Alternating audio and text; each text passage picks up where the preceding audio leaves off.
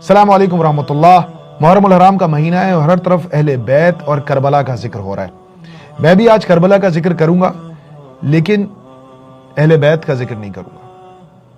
آج میں ذکر کروں گا اس کہانی سے جڑے ایک دوسرے کردار کا، ایک ایسے متنازع شخص کا جس کے بارے میں بیشتر مسلمانوں کو بہت زیادہ جانکاری نہیں ہے یا انہیں جانکاری ہونے نہیں دی گئی۔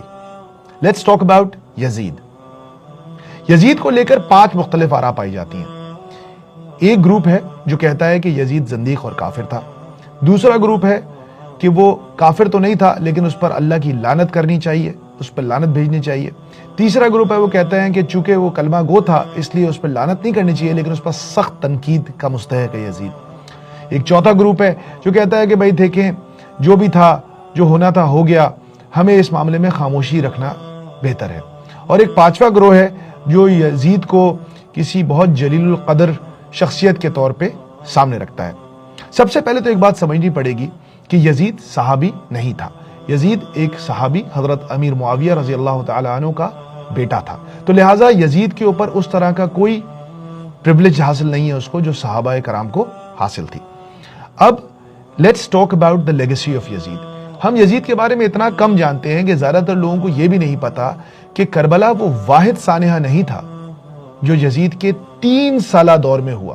دوسرا بڑا سانحہ 62 ہجری میں ہوا جب یزید کو مدینہ منورہ سے ایک بغاوت کا سامنا ہوا، تو یزید نے ایک انتہائی اناپروپریٹ اور بہت ہی بڑی فوج مدینہ منورہ پر چڑھائی کرنے کے لیے بھیجی اور مدینہ منورہ کا محاصرہ کر لیا۔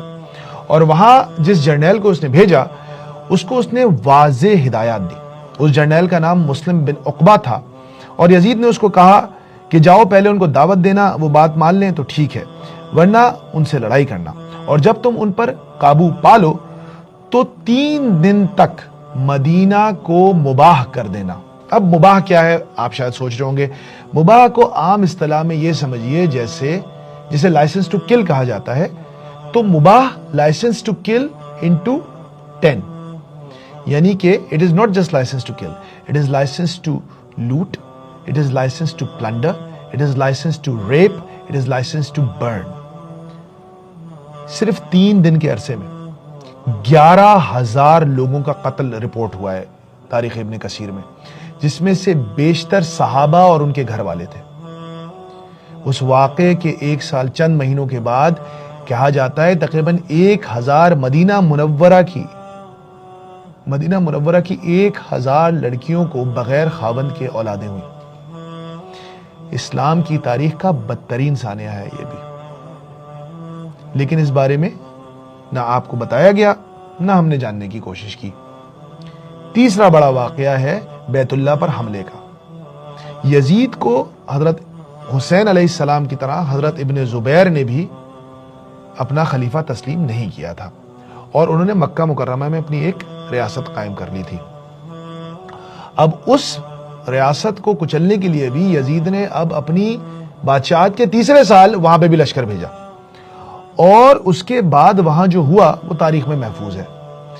مدینہ منورہ کی تباہی سے کوئی سبق سیکھے بغیر یزید نے مکہ مکرمہ پر بھی اس سے بڑا حملہ کیا، اور اتنا شدید حملہ کیا کہ بیت اللہ شریف تک کو آگ لگ گئی اس کی توپوں کے گولوں سے، اور مسجد الحرام کے اندر بھی تمام سرگرمیاں موقوف ہو گئیں، اور یہ واقعہ اور یہ معاملہ کئی ہفتوں تک جاری رہا، حتیٰ کہ یزید مر گیا اور حضرت ابن زبیر اپنی جان بچانے میں کامیاب ہو گئے۔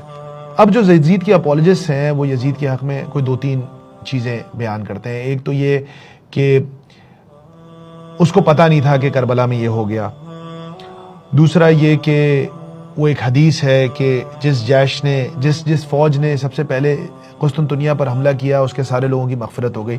Let's talk about both of these things. Number 1، یزید کو اگر پتہ نہیں تھا کہ یہ ہو چکا ہے، تو جب اس کے وہ جرنیل، اس کے وہ لشکر حضرت حسین کا سر لے کے اس کے دربار میں آئے، تو پھر اس نے کیوں ان کے ہونٹ مبارک پر اپنی چھڑی ماری، اور کیوں نہیں اس نے اپنے ابن زیاد، شمر اور دوسرے جرنیلوں کا سر قلم کر دیا سزا کے طور پہ۔ تاریخ میں ریکارڈڈ ہے اس نے کوئی ایکشن نہیں لیا ہے ان تمام فوجیوں کے خلاف جو کہ کربلا میں حضرت حسین کو قتل کے ذمہ دار تھے۔ تو ایک بات تو یہ کلیئر ہو گئی کہ اگر وہ اتنا ناخوش تھا اور اس کی مرضی کے بغیر ہوا تھا تو اس کو کوئی ایکشن لینا چاہیے تھا، جو کہ اس نے نہیں لیا۔ دوسری اہم بات، کیا یزید اس حدیث کی کوریج میں آتا ہے جس کے بارے میں کہا جاتا ہے کہ وہ پہلی فوج جس نے قیصر کے شہر پر حملہ کیا، اس کے تمام لوگوں کی مغفرت ہو گئی؟ تو اس کو لے کر بھی دو باتیں نوٹ کر لیجئے۔ پہلی تو یہ کہ بہت سارے مورخین اور محدثین کی رائے میں وہ شہر استنبول ہے ہی نہیں، کانسٹینٹینوپل وہ شہر نہیں ہے، بلکہ وہ شام کا ایک شہر ہے جس کے بارے میں حدیث کہی گئی تھی، جس کے بارے میں حدیث تھی، اور یزید اس پر ہونے والے کسی حملے میں شامل نہیں تھا۔ لیکن چلیں اگر مان بھی لیتے کہ اس حدیث سے مراد استنبول ہے، تب بھی یہ بات واضح ہے کہ یزید استنبول پر حملہ آور ہونے والے پہلے مسلمانوں کے لشکر میں شامل نہیں تھا۔ پہلا مسلمانوں کا لشکر حضرت عبد الرحمن ابن خالد بن ولید کی سربراہی میں وہاں گیا، جس میں یزید شامل نہیں تھا۔ یزید دوسرے لشکر کا حصہ تھا جس میں حضرت ابو ایوب انصاری بھی شریک تھے، جو کہ 49 ہجری میں گیا۔ پہلا حملہ 45 ہجری میں ہوا، جبکہ دوسرا حملہ 49 ہجری میں ہوا، جس میں یزید شامل تھا۔ تو اس لحاظ سے بھی یہ حدیث یزید پر پوری نہیں اترتی۔ اب بات بڑی سمپل سی ہے، اگر آپ چاہتے ہیں کہ مسلمانوں میں اتفاق ہو، بھائی چارہ ہو اور ہم سب مل کے رہیں، تو ہم لوگوں کو ریکارڈ سٹریٹ کرنا پڑے گا۔ بہت ساری چیزوں کے بارے میں مٹی پاؤ اور آگے بڑھ جاؤ سے دلوں کی قدورتیں دور نہیں ہوتی۔ یزید نے جو ظلم کیے ہیں اس کی مثال اور کسی مسلمان حکمران کی شاید آج تک نہ ملتی ہو، تو لہٰذا اس شخص کو لے کر اپنا موقف بہت واضح اور کلیئر رکھنا چاہیے۔ اس لیے نہیں کہ قیامت کے دن اس بارے میں ہم سے کوئی سوال ہوگا، بلکہ اس لیے کہ اللہ نے ہم سب کو یہ فرض کیا ہے کہ ہم حق کے ساتھ ڈٹ کر کھڑے ہو جائیں۔ یا ایھا الذین آمنوا کونوا قوامین بالقسط شہداء للہ، اے ایمان والو حق کے ساتھ ڈٹ کر کھڑے ہو جاؤ۔ اور حق اور حسین ایک ہی ساتھ کھڑے تھے، اور یزید باطل اور ظلم کی طرف تھا۔ السلام علیکم ورحمۃ اللہ وبرکاتہ۔